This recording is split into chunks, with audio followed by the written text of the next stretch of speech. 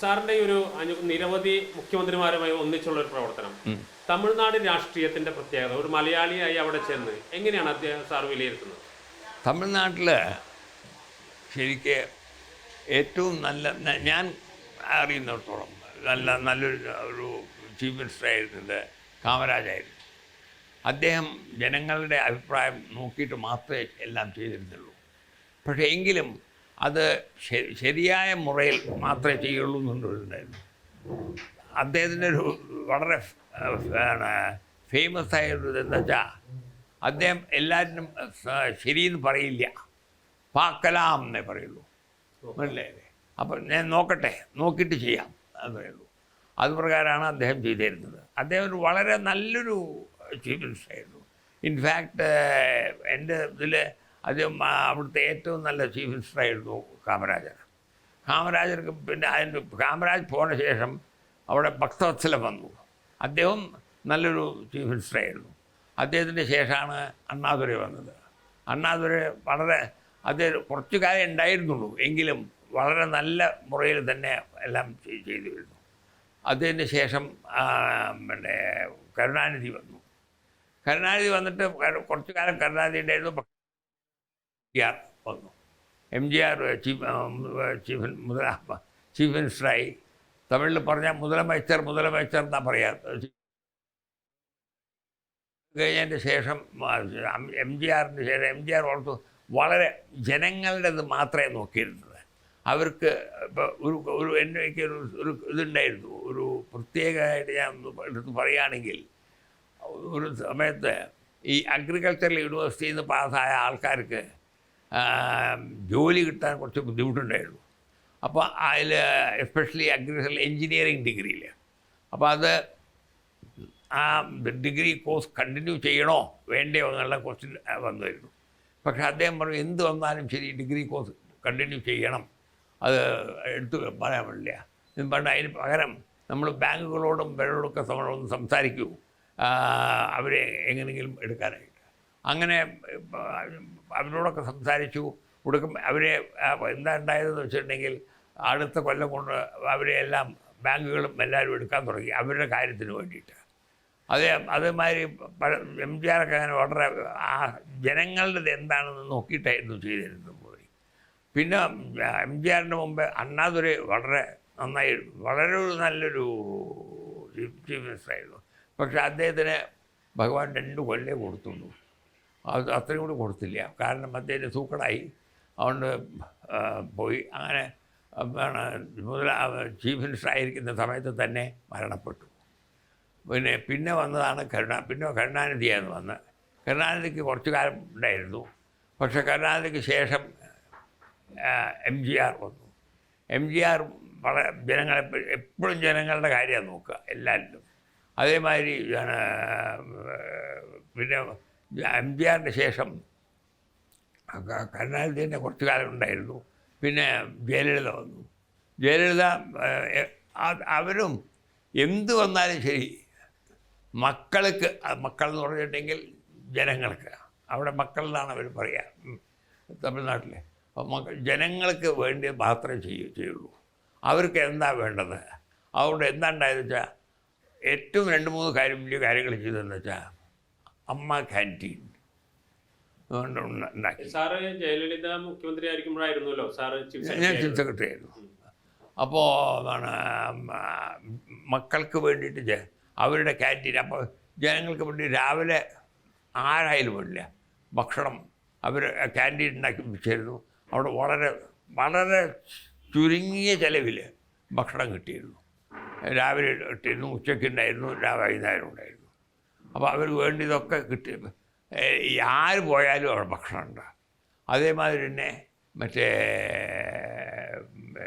ഈ മരുന്ന് ഹോസ്പിറ്റൽസിൽ എല്ലാ മരുന്നുകളും അവർ ശരിയാക്കി വെച്ചിരുന്നു. അപ്പോൾ വളരെ ചീപ്പ് റേറ്റിൽ ചിലത് സാധിക്കാത്തത് ചിലതൊക്കെ വെറുതെ ഫ്രീ ആയിട്ട് അവർ കൊടുപ്പിച്ചിരുന്നു. അതുമാതിരി പിന്നെ അത് വെള്ളം കൂടി കുടിക്കാനുള്ള വെള്ളം കൂടിയിട്ട് അവർ എല്ലാവർക്കും കുടിപ്പിച്ചിരുന്നു. അങ്ങനെ ഒരു സ്ത്രീയായിരുന്നു.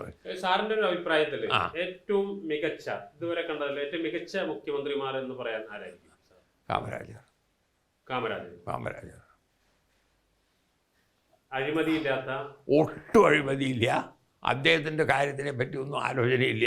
അദ്ദേഹം മടങ്ങി വരുമോ ജയിക്കുമോ അങ്ങനെയുള്ള ക്വസ്റ്റിനെ പറ്റി ആലോചിക്കില്ല. അതല്ല ചോദിക്കുക, ജനങ്ങൾക്ക് എന്തെങ്കിലും നല്ലതുണ്ടോ അതാണ് ചോദിക്കുക. അത്രയേ ഉള്ളൂ. ജനങ്ങൾക്ക് നല്ലത് ചെയ്യണം, അത്രേ അദ്ദേഹത്തിനുള്ളൂ. വേറെ ഒന്നുമില്ല. ഈ വേറെ എന്തുണ്ടായാലും ശരി പോക്കോട്ടെ. പിന്നീട് ഈ ദ്രാവിഡ രാഷ്ട്രീയത്തിലേക്ക് കയറിയാണ്. കോൺഗ്രസ് വിട്ട് ദ്രാവിഡ രാഷ്ട്രീയത്തിന്റെ ഒരു തള്ളിക്കയറ്റുണ്ടായി. അതായത് ദ്രാവിഡ രാഷ്ട്രീയം അതിന് മുമ്പ് തന്നെ അവർ പിടിച്ചുകൊണ്ട് മെല്ലെ വന്നു. മനസ്സിലായില്ലേ? അത് എന്താണ് ദ്രാവിഡ നാട് എന്താണ് കാരണമുണ്ട്. അതിന് കാരണവും ഉണ്ട് കേട്ടോ. ഈ ഹിന്ദി കൊണ്ടുവന്നു. ഹിന്ദി രാഷ്ട്രഭാഷ എന്ന് പറഞ്ഞു. ആക്ച്വലി ഹിന്ദി അല്ല, ഹിന്ദുസ്ഥാനി രാഷ്ട്രഭാഷ എന്നുകൊണ്ട് കൊണ്ടുവന്നു. അപ്പോൾ അതിൽ ഇവർക്ക് എന്താ വന്നതെന്ന് വെച്ചിട്ടുണ്ടെങ്കിൽ അവിടെ ഈ എല്ലാവരും ഹിന്ദി സംസാരിക്കാൻ തുടങ്ങിയപ്പോൾ അത് വയ്യ. തമിഴ്നാട്ടിൽ തമിഴ് മാത്രമേ ഉള്ളൂ സംസാരിക്കാൻ പറ്റുള്ളൂ. അതുകൊണ്ടാണ് അങ്ങനെയാണ് ഈ ദ്രാവിഡ പാർട്ടി വളർന്നു വന്നത്. പക്ഷെ ദ്രാവിഡ പാർട്ടി അതിന് മുമ്പ് തന്നെ ജസ്റ്റിസ് പാർട്ടി എന്നൊരു പാർട്ടി ഉണ്ടായിരുന്നു. ആ പാർട്ടിയുടെ ഇത് മിക്കതും ഒരു ഇതായിരുന്നു, അവിടെ ടെമ്പിളിയൻ ഇതായിരുന്നു. പക്ഷേ ജസ്റ്റിസ് പാർട്ടി കഴിഞ്ഞിട്ട് വന്നത് അതിൻ്റെ ഒരു സക്സസർ മാതിരിയാണ് വന്നത് ഈ ദ്രവിഡിയൻ പാർട്ടി ആദ്യത്തെ. അതുകൊണ്ടാണ് അതങ്ങനെ അതിൻ്റെ ഒരു ഇതായിരുന്നു വന്നത്. സത്യത്തിൽ ഇപ്പോൾ ഈ ദ്രാവിഡ രാഷ്ട്രീയത്തിൻ്റെ ഒരു അവസാനവും പുതിയൊരു രാഷ്ട്രീയം കൂടി ഇപ്പോൾ വിജയ് പോലുള്ള ഒരാൾ പെട്ടെന്ന് മുഖ്യമന്ത്രിയാകുന്നു ആദ്യ മത്സരത്തിൽ തന്നെ. അത് സ്വാഭാവികമായിട്ട് ദ്രാവിഡ രാഷ്ട്രീയത്തിൽ അന്ത്യം കുറിക്കുന്നതിലേക്ക് പോകുന്നുണ്ടോ? ഇല്ല, അങ്ങനെ പറയാൻ വയ്യ. അത് പറയാൻ വയ്യ. കാരണം അന്ത്യം കുറിക്കുന്നു എന്നൊന്നും പറയാൻ വയ്യ. ദ്രാവിഡ രാഷ്ട്രം തമിഴ്നാട് തന്നെ ആയിരിക്കും. അവർ അത് വിട്ടിട്ട് ഹിന്ദുസ്ഥാനിയോ ഹിന്ദിയോ സംസാരിക്കാൻ സമ്മതിക്കില്ല. എനിക്ക് ഓർമ്മയുണ്ട്, ആ കാലങ്ങളിൽ ഒരു ട്രെയിനുണ്ട് അവിടുന്ന് വരും, സദേൺ എക്സ്പ്രസ് എന്ന് പറഞ്ഞിട്ട് ഡൽഹിയിൽ നിന്ന്. അത് ഹൈദരാബാദിൽ വന്നിട്ട് പേര് ബോർഡുകളൊക്കെയാണ് മാറ്റും. അതുവരെ സദേൺ എക്സ്പ്രസ് എന്നല്ല പേര്, അതുവരെ ദക്ഷിൺ എക്സ്പ്രസ് എന്നൊക്കെയാണ് പേര്. അതാണ് മാറ്റിയിട്ട് സദേൺ എക്സ്പ്രസ് ആക്കും ഇംഗ്ലീഷിൽ. എന്നിട്ടേ ചെന്നൈക്ക് വരുള്ളൂ. അല്ലെങ്കിൽ അവർ തച്ചുടക്കിയത് അങ്ങനത്തേതായിരുന്നു. മനസ്സിലായില്ലേ? അത് പാടില്ല. കാരണം തമിഴ്നാടിൻ്റെ ഇത് പ്രത്യേകിച്ചുണ്ട്. ഇന്ത്യയുടെ ഭാഗമാണ് ഞങ്ങളത് വലിയ പറയുന്നില്ല. പക്ഷേ നിങ്ങൾ ഞങ്ങളെയും കൺസിഡർ ചെയ്യും. നിങ്ങൾ മാത്രമല്ലല്ലോ വടക്ക് വളർന്നുകൊണ്ടേ വരുகிறது, തെക്ക് തേഞ്ചുകൊണ്ടേ പോകുന്നത് എന്നായിരുന്നു അവരുടേത്. മനസ്സിലായില്ലേ? അതായത് വടക്ക് നന്നായിട്ട് വരുന്നു. ഈ വിജയ് ഇപ്പൊ മുഖ്യമന്ത്രിയായി ഇത്ര നാളായി, ഒരുപാട് കുറച്ചു കാലല്ലേ ആയിട്ടുള്ളൂ. അതെ, അത് എങ്ങനെ ഒരു പ്രതീക്ഷ നൽകുന്നുണ്ടോ? ഇതുവരെ ഉണ്ടായിരുന്ന ഭയങ്കര കറപ്ഷൻ തമിഴ്നാട്ടിൽ പ്രധാനമായ ഒരു വിഷയമായിരുന്നു. അത് ഇപ്പോഴും വലിയ വിഷയമാണ്. പക്ഷേ അദ്ദേഹം അതിനൊക്കെ എതിരായിട്ടാണ് നടക്കണം. ഇപ്പോൾ നമുക്ക് അതിനെപ്പറ്റിയിട്ട് പറയാമെന്ന് വെച്ചാൽ ഇനി ഒരു 6 മാസം പിടിക്കും അദ്ദേഹത്തിൻ്റെ കാര്യം. പക്ഷേ അദ്ദേഹത്തിന് എല്ലാതും അദ്ദേഹം ഇപ്പം ചെയ്യുന്നതെല്ലാം നല്ലതാണ്. ഒരു പ്രതീക്ഷ നൽകുന്നുണ്ട്. പ്രതീക്ഷയുണ്ട്. ഒരു കറപ്ഷൻ അതില്ല, അതുണ്ടാവില്ല. ഈ കറപ്ഷൻ തമിഴ്നാട് എന്ന് പറഞ്ഞാൽ കറപ്ഷൻ കേരളത്തിലില്ലേ? ഞാൻ ചോദിക്കട്ടെ, കറപ്ഷൻ ഏത് കർണാടകത്തിലില്ലേ? മറ്റേ ആന്ധ്രാപ്രദേശ് എന്തിനാ നോർത്ത് ഇന്ത്യയിൽ മുഴുവൻ ഇല്ലേ? എവിടെ ഇല്ലാത്തത്? അതില്ല എന്ന് പറയാൻ വയ്യ.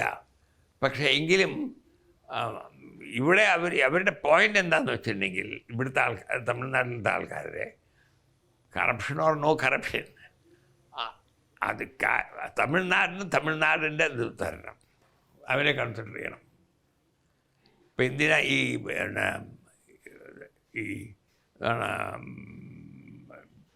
ഇവിടെ ഈയിടെയായിട്ട് നിങ്ങൾക്ക് ഓർമ്മ ഉണ്ടാവുമായിരിക്കാം, ഈ പാർലമെൻറ്റ് സീറ്റ്സ് അങ്ങോട്ടും ഇങ്ങോട്ടൊക്കെ മാറ്റണം കുറേ അധികം. അപ്പോൾ കുറേ അധികം ജനങ്ങൾ അധികം ഉള്ളതുകൊണ്ട് അവർക്ക് മറ്റേ ഉത്തർപ്രദേശ് ഭാഗങ്ങളൊക്കെ ആദ്യം Limitation. അവർക്ക് അധികം സീറ്റ്സ് കിട്ടും, ഇവിടെയൊക്കെ കുറയും. അപ്പോൾ അതിനൊക്കെ എതിരാണ് അവർ. അത് പാടില്ല എന്ന് പറഞ്ഞു. അത് ചെയ്യാൻ പാടില്ല. കാരണം ഞങ്ങളുടെ പക്ഷേ ഈ ഇന്ത്യയിലെ ഏറ്റവും അധികം അവരുടേതായ ഒരു സാംസ്കാരിക പാരമ്പര്യം നിലനിർത്താൻ ശ്രമിക്കുന്നവർ തമിഴ്നാട്. വേറെ ആർക്കുമില്ല. അത് കറക്റ്റാണ് പറയുന്നത്, തമിഴ്നാടാണ്. അസ്തിത്വം നിലനിർത്താൻ അതിനായിട്ട് ഫൈറ്റ് ചെയ്യുന്ന ഏക സ്റ്റേറ്റ് ഇന്ന് തമിഴ്നാടാണ്. അതിപ്പോൾ ആര് മുഖ്യമന്ത്രിയായി വന്നാലും ശരി, അതങ്ങനെ തന്നെ കണ്ടിന്യൂ ചെയ്യും. കാരണം അത് ജനങ്ങളുടെ രക്തത്തിലുള്ള ആയിപ്പോയി കഴിഞ്ഞു. അത് ഇനിയിപ്പോൾ എടുക്കാൻ പറയാതാണ്. ഒരു സ്വാഭാവികമായിട്ട് തമിഴ്നാട്ടിലെ സിനിമ രാഷ്ട്രീയം ഒന്നിച്ചാണ് പോയിക്കൊണ്ടിരിക്കുന്നത് എല്ലാ കാലത്തും. ഇപ്പോഴും അതിന്റെ തുടർച്ച തന്നെയാണ് വന്നിരിക്കുന്നത്.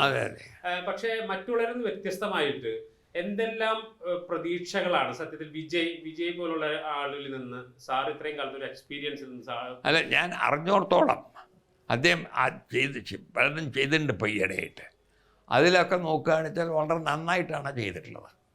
പലതും കറപ്ഷനെ പറ്റിയിട്ടും മറ്റേ ഈ ഞാൻ പറയട്ടെ, ഒരു അമ്പലങ്ങളിലെയോ സ്കൂളിൻ്റെയോ അടുത്തോ മദ്യം വിൽക്കരുത് ആണ്, മനസ്സിലായില്ലേ? അങ്ങനെ അതിനെപ്പറ്റി അത് സമ്മതിക്കില്ല. പറയുമ്പോൾ നമ്മുടെ ഇവരുടെ സ്റ്റേറ്റിൻ്റെ മദ്യ ഷോപ്പുകളിൽ ഉണ്ടായിരുന്നു മുമ്പ് അവിടെ. അത് ടാസ്മാഗിൻ്റെ അത് മുഴുവൻ എടുത്തു, ഇപ്പം ഒന്നുമില്ല.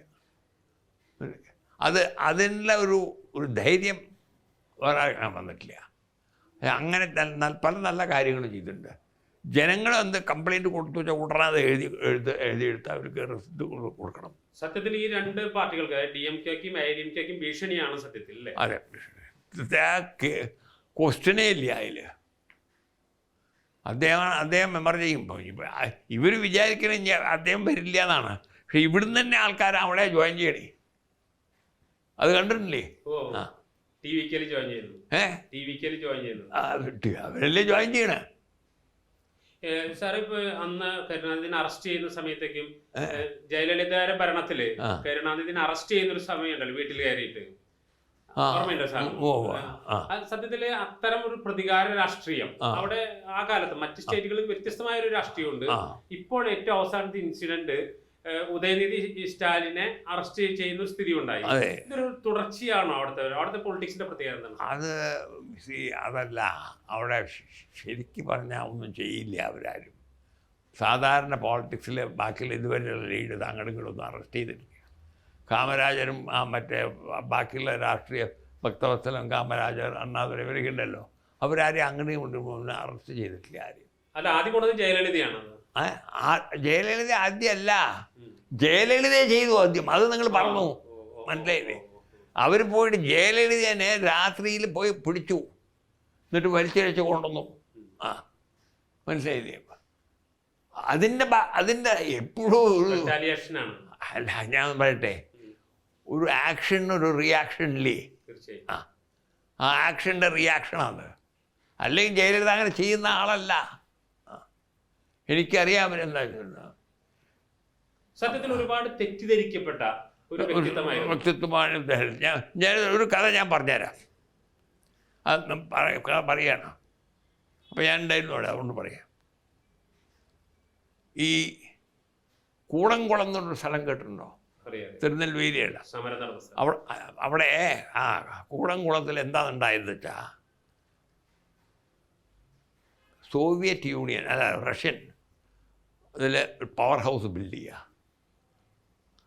അതവർ പറഞ്ഞു build a power house for you. അപ്പോൾ എങ്ങനെയാണ് പവർ ഹൗസ് ബിൽഡ് ചെയ്ത് വെച്ചാൽ 50% ഓഫ് ദ പവർ പ്രൊഡ്യൂസ്ഡ് തമിഴ്നാടിനാണ്. 25% will go to Kerala, 25% to Karnataka. ആന്ധ്രാപ്രദേശിന് ആവശ്യമില്ല, മനസ്സിലായില്ലേ? എന്നാണ് സൈൻ ചെയ്തിട്ടുള്ളത്. അപ്പോൾ അത് പവർ പ്രൊഡ്യൂസിങ് ഇതാണ്. നമുക്ക് പവർ അത്യാവശ്യമാണ്. ആ പവറിന് വേണ്ടപ്പോഴേ അത് സൈൻ ചെയ്യുക. അതിനൊരു വലിയ സമരമായി. അവിടുത്തെ ലാറ്റിൻ കത്തോലിക് ഫിഷർമെൻ സമരം എന്തായിരുന്നു വെച്ചാൽ, കൂടംകുളം ഇത് റഷ്യൻ ഉണ്ട്, അതുകൊണ്ട് അതിലത്തെ അത് പിന്നെ ഞങ്ങളുടെ മീൻപിടുത്തം എഫക്റ്റ് ചെയ്യും, ഇതാണെന്ന് പറഞ്ഞാൽ സമ്മതിക്കില്ല. ഞങ്ങൾ ഇല്ല വളരെ നോക്കി, പലരും നോക്കി. എനിക്ക് ഓർമ്മയുണ്ട്, കരുണാനിധി ചീഫ് മിനിസ്റ്റർ ആയിരുന്ന സമയത്ത് അവർ വളരെ നോക്കി, അവരൊന്നും വിടില്ല പറഞ്ഞു. അതുമാത്രം, ബാക്കി എന്ത് പറഞ്ഞാൽ ഞങ്ങൾ ചെയ്തു തരാം, ഇത് വിടില്ല എന്ന് പറഞ്ഞു, സമ്മതിക്കില്ല എന്ന്.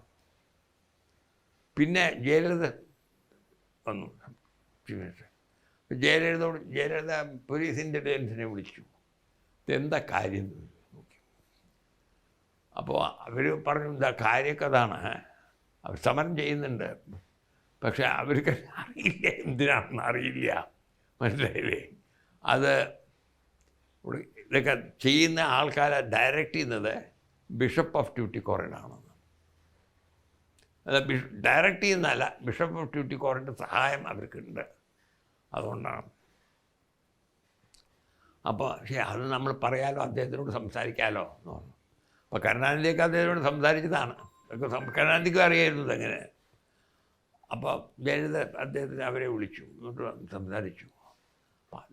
അവരുടെ ആവശ്യങ്ങളാണത്, അതാണ് ഞങ്ങൾ സഹായിക്കുകയുള്ളൂ, അത്രയുള്ളൂ എന്ന് പറഞ്ഞു. അപ്പോൾ അദ്ദേഹം അവർ പറഞ്ഞു, ചായ സൽക്കാരത്തിന് ബിഷപ്പിനെ വീട്ടിലേക്ക് ക്ഷണിച്ചു. ജയലളിത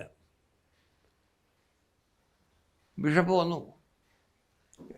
ഇദ്ദേഹം ഇവർ വന്ന് കയറി, ആര് ബിഷപ്പ്. ജയലളിത തന്നെ പോയി വാതിൽ തുറന്ന് വീടിൻ്റെ ഏതിൻ്റെ കാറിൻ്റെ വാതിൽ തുറന്ന് അദ്ദേഹത്തിനെ സ്വീകരിച്ച് ഒരു വലിയ ബൊക്കെ കൊടുത്ത് സ്വീകരിച്ചു. എന്നിട്ട് നേരെ വീട്ടിലേക്ക് കൊണ്ടുവന്നു, ഇരുത്തി കുറച്ച് നേരം സംസാരിച്ചിട്ട് ചായ ഡൈനിങ് റൂമിലേക്ക് കൊണ്ടുപോയി ചായയൊക്കെ ഗംഭീരമായിട്ടൊക്കെ കൊടുത്തു. എന്നിട്ട് അവർ മടക്കി കൊണ്ടുവന്നു സിറ്റിംഗ് റൂമിലേക്ക്. അത് ജയലളിത പറഞ്ഞു, അല്ല അപ്പോൾ എന്തിനാ എന്നെ അങ്ങനെ അദ്ദേഹം ചോദിച്ചു. അപ്പോൾ അദ്ദേഹത്തോട് പറഞ്ഞു, എനിക്കൊരു ഉണ്ട്, ഈ ഇത് കാര്യം തന്നെ പറഞ്ഞു. അത് മാത്രം ബാക്കി എന്ത് പറഞ്ഞാൽ ഞാൻ ചെയ്തു തരാം, അത് പറ്റില്ല. അതല്ല, അത് എന്തെങ്കിലും കാരണം, അത് ഞാൻ എനിക്ക് വേണ്ടിയിട്ടല്ല ചോദിക്കുന്നത്, അതിൻ്റെ പകുതി 50% എന്ന പവർ തമിഴ്നാടിനാണ് കിട്ടുന്നത്, അത് രാജ്യത്തിന് വേണ്ടിയിട്ടല്ലേ, അതുകൊണ്ടല്ലേ ചോദിക്കുന്നത്, അതുകൊണ്ട് അങ്ങയുടെ സഹായം വേണം അവരെ ഒന്ന് ഇതാക്കാനും. അതേമാതിരി വേറെ എന്ത് വേണത്തെ ഞാൻ ചെയ്തു തരാം, അത് മാത്രം ചെയ്യരുത്. അപ്പോൾ ജയലളിത ഒരു കാര്യം പറഞ്ഞു, തിരുമേനി വലിയ ബഹുമാനത്തോട് കൂടിയിട്ടൊക്കെ പറഞ്ഞ്, തിരുമേനി ഞാൻ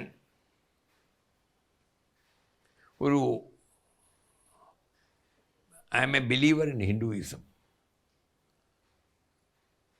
ഞാൻ രാവിലെ കുളിച്ച് പൂജാമുറിയിൽ വന്ന് പൂജ ചെയ്തിട്ട് അതൊക്കെ കഴിഞ്ഞിട്ടേ ഞാൻ വല്ല ഭക്ഷണവും കഴിക്കുള്ളൂ.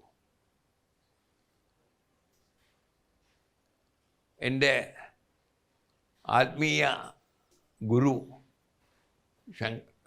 കാഞ്ചീപുരം ശങ്കരാചാര്യരാണ്. പക്ഷേ എങ്കിലും തിരുമേനി ഒരു ഇത് വന്നപ്പോൾ ഞാൻ അദ്ദേഹത്തിനെ തന്നെ അറസ്റ്റ് ചെയ്യാൻ ഞാൻ എനിക്ക് തയങ്ങിയില്ല. അത് ഞാൻ തയ്യാറായി. അദ്ദേഹം അറസ്റ്റ് ചെയ്ത് കൊണ്ടുവന്നു. രാഷ്ട്രത്തിൻ്റെയോ രാജ്യത്തിൻ്റെയോ ഒരു കാര്യമാണെങ്കിൽ അതിന് വേണം ചെയ്യണമെന്ന് വെച്ചിട്ടുണ്ടെങ്കിൽ ഞാനത് ചെയ്യും, അതിൽ വേറെ ഒന്നുമില്ല മാത്രം പറഞ്ഞു. പറഞ്ഞിട്ട് പിന്നെ അദ്ദേഹത്തിനെ സ്വീകരിച്ച് നേരെ കാറ് കയറ്റി പറഞ്ഞയച്ചു. അദ്ദേഹത്തിന് മനസ്സിലായി, അല്ല അപകടം മാത്രമല്ല, ആയമ ഉടനെ അറസ്റ്റ് ചെയ്യും അതിനെ, മനസ്സിലായില്ലേ. ആയമയ്ക്ക് വേറെ ഒന്നും നോക്കില്ലേ അവർ, അങ്ങനത്തെ ടൈപ്പാണ് ഇതിലൊക്കെ, മനസ്സിലായില്ലേ. സാറേ, ഇപ്പോൾ നമ്മുടെ കേരളത്തിൻ്റെയും അതുപോലെ തമിഴ്നാടിൻ്റെയും പൊളിറ്റിക്സും അഡ്മിനിസ്ട്രേഷനും എത്രമാത്രം ഡിഫറെൻ്റ് ആണ്? അയ്യോ, അതെനിക്ക് പറയാൻ വയ്യ. ഞാൻ കേരളത്തിലൊന്നും ചെയ്തിട്ടില്ലല്ലോ, ഞാൻ എങ്ങനെയാണ് പറയുക. കേരളത്തിൻ്റെ ഒരു ഒബ്സർവേഷൻ ഉണ്ടാവുമല്ലോ, ഒരു ഒബ്സർവേഷൻ ഉണ്ടാവുമല്ലോ. ഒബ്സർവേഷനിൽ അങ്ങനെ പറഞ്ഞാൽ വളരെ തെറ്റും. കാരണം നമ്മൾ പറയുന്നത് ഹൈലി സബ്ജക്റ്റീവ് ആവും, അത് ശരിയാവില്ല. കേരളത്തിൽ നല്ല ആൾക്കാരുണ്ട്, നല്ല നല്ല സിവിൽ സർവൻസ് ഉണ്ടോ സഹായിക്കാൻ, നല്ല നല്ല മന്ത്രിമാരും വരുന്നുണ്ട് അവിടെ. പിന്നെന്താ, ഇപ്പോൾ ഞാൻ എനിക്കറിയുന്നവരുണ്ട്, ഇപ്പോൾ പിന്നെ നമ്മുടെ ദേവസ്വം മന്ത്രിയില്ലേ, അദ്ദേഹമൊക്കെ നല്ല ഒരു ഇവരാണ്, അവരൊക്കെ നന്നായിട്ട് വരുന്ന അതാണ്. പിന്നെ നമ്മുടെ എന്താണ് പറയുക, മുഖ്യമന്ത്രി വി ഡി സതീശൻ, അദ്ദേഹം ഇന്ന് ഇവിടെ ഉണ്ട് കേട്ടോ, ഇന്നലെ ഉണ്ടോന്ന്, ഇന്ന് പോയോ, ഇന്നലെ വന്ന്. അപ്പോൾ അങ്ങനെ അല്ല ഞാൻ പറയാ, അവരൊക്കെ നല്ല നല്ല മനുഷ്യർ തന്നെയാണ്. പക്ഷേ അവരുടെ കാര്യങ്ങളൊക്കെ വേറെ വ്യത്യാസമില്ല, വളരെ വ്യത്യാസമായിട്ടാണ് അവിടെ നടക്കുക. ഇതിനകത്ത് വിജയുടെ വരവേ വളരെ പെട്ടെന്നായിരുന്നു എന്നുള്ള പൊതുവെ വിലയിരുത്തൽ. വിജയ് എന്ന കാരണം വെച്ചാൽ വിജയ് എക്സ്പെക്ട് ചെയ്തിട്ടില്ല വരുന്ന, മനസ്സിലായില്ലേ? വിജയ് വെറുതെ ഇട്ടതാ, അതും അമ്മ പറഞ്ഞിട്ടതാ, മനസ്സിലായില്ലേ? അങ്ങനെ വിട്ടത്, അതവിടെ വന്നു തട്ടിക്കേറി അങ്ങോട്ട്. ജനങ്ങൾ മുഴുവനും വിജയനല്ലേ വോട്ട് ചെയ്തില്ലേ. വലിയ ഭരണവിരുദ്ധ വികാരം അവിടെ ഉണ്ടായിരുന്നു. നമ്മൾ ചെന്നൈയിലൂടെ യാത്ര ചെയ്യുമ്പോൾ സ്വാഭാവികമായിട്ട് നമ്മൾ ഈ ഓട്ടോറിക്ഷയിലേക്ക് യാത്ര ചെയ്യുന്ന സമയത്ത് അവിടെ നോക്കുമ്പോൾ കഴിഞ്ഞ ഭരണത്തിനെതിരെയുള്ള ഭയങ്കരമായ വികാരം അവിടെ ഉണ്ടായിരുന്നു. അതിന്റെ റിഫ്ലക്ഷൻ ആണല്ലോ. അതെ, അതിൻ്റെ റിഫ്ലക്ഷൻ. ദേ വാണ്ടഡ് എ ചേഞ്ചാണ് ഏറ്റവും. ആ ചേഞ്ചിന് അത് മാത്രമല്ല, ഇപ്പം അവർ ചെയ്യുന്ന പണികളൊക്കെ അങ്ങനത്താണ്. വിജയിന് പണം വേണ്ട, പണം ആവശ്യമില്ല, വിജയിന് കറപ്ഷനില്ല, അതാണ് മെയിൻ തിങ്. പലരും ഈ വളരെ കറപ്റ്റായിട്ട് ഓരോന്ന് ചെയ്തിട്ടാണ് ഇതായത്, അതില്ല അപ്പോഴും. അത് കാരണം കൊണ്ടാണ് പോപ്പുലാരിറ്റി. പിന്നെ ഞാൻ പറഞ്ഞില്ലേ, ചില കാര്യങ്ങൾ പറഞ്ഞില്ലേ, മദ്യനിരോധം ഇതൊക്കെ ഓരോരുത്തർ അതൊക്കെ ശരിക്കും ചെയ്യുന്നുണ്ട്. പിന്നെ മരുന്നുകൾ അതിനൊക്കെ ചെയ്ത് ജനങ്ങൾക്ക് ഇഷ്ടമുണ്ടാവുണ്ടേ. ഏതായാലും വലിയ പ്രതീക്ഷയോട് കൂടി തന്നെയാണ് തമിഴ്നാട് ജനത വിജയെ സ്വീകരിച്ചിരിക്കുന്നത്. പ്രതീക്ഷയോട് കൂടി തന്നെ കാത്തിരിക്കുന്നതിന്റെ സൂചനകളാണ് ആദ്യഘട്ടങ്ങളിൽ നൽകുന്നതെന്നാണ് അദ്ദേഹം പറഞ്ഞു വെക്കുന്നത്. ഏതായാലും കാത്തിരുന്ന് കാണാം. നിരവധി വർഷം തമിഴ്നാടിന്റെ ഭരണചക്രം പിടിക്കുന്നതിൽ മുഖ്യ പങ്കുവഹിച്ച ഹരിഭാസ്കർ IAS അദ്ദേഹത്തിന്റെ ആശയങ്ങൾ നമ്മോട് പങ്കുവെക്കുകയായിരുന്നു. Reporter Jaison, reporter Thrissur.